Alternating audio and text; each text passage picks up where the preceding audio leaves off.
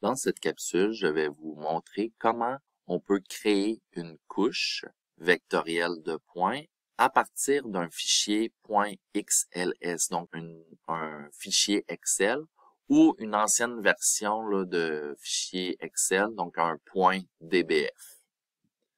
Donc, dans le dossier données, ici, on a le fichier .paradis.xls.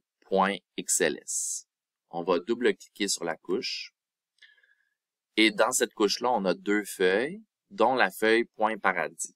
On va aller faire un clic droit sur .paradis, puis on va faire Open Table pour voir le fichier, pour voir la table. Et on voit dans notre fichier .paradis qu'on a les colonnes lat, longe, donc latitude, longitude, y proj, x proj, donc y projeté, x projeté, puis la colonne altitude. Et les deux autres colonnes ici avec les noms des points. Donc, maintenant qu'on connaît la table et qu'on a le renseignement sur le système de coordonnées de ce fichier-là. Donc, le GPS qui a été utilisé pour avoir ces points-là, il était en coordonnées géographiques, puis le système NAD 1983. Ça, c'est très important, c'est le langage. Si on n'a pas ça, on ne peut pas créer les points. Mais on l'a comme renseignement. Donc, maintenant, je peux fermer la table et je vais aller sur ma feuille. Je vais faire un clic droit.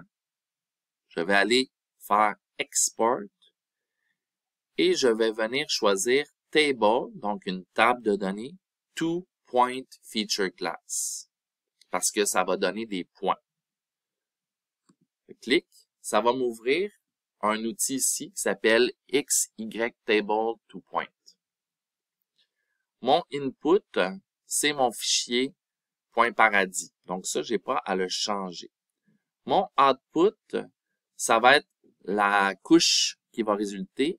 Donc, on va faire deux choses. On va choisir l'endroit où ça va enregistrer la couche et on va choisir le nom de la couche. Donc, je vais aller l'enregistrer dans ma géodatabase et son nom, pour ici, je vais l'appeler .NAD 1983. Comme ça, je vais savoir c'est quoi. C'est des points dans le système NAD 83. Je fais Save. Donc ici, on a précisé le nom puis l'endroit où enregistrer dans le output. Maintenant, XY, j'ai dans les renseignements que j'ai eus dans les instructions, les colonnes qui contiennent les coordonnées. Donc, chaque coordonnée, c'est déterminé par deux. En fait, chaque point est déterminé par deux coordonnées. Puis ici, on sait que c'est correct, là. Le X-field, ça doit être longe. Puis le Y-field, ça doit être lat. Donc, on a ça dans nos instructions. Donc, long, lat.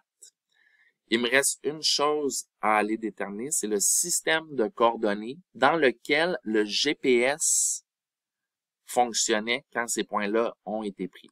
Donc, je viens ici et je vais chercher avec Search NAD 1983. Je fais Enter. Et là, je sais que c'est en Amérique du Nord, au Canada, et j'ai NAD 1983 ici. Donc, j'ai tout rempli. Le input, le output, le X-field, le Y-field, puis le coordinate system. Je fais Run. Et maintenant, ma nouvelle couche a été créée. Je vois le petit crochet vert ici. Je peux aller voir dans ma géodatabase. Ici, ça l'a créé la couche .NAD 1983 dans la géodatabase. Donc, j'ai réussi. Si je vais voir ma couche, on voit que c'est des points. Ici, plusieurs points. Je peux aller voir même la table de ma couche. Donc, on voit, c'est la même table. Il n'y a pas de problème. Je pourrais ajouter ma couche à ma carte ou elle a peut-être été ajoutée. Oui, elle a été ajoutée automatiquement. Je vais voir la carte ici. On voit les différents points.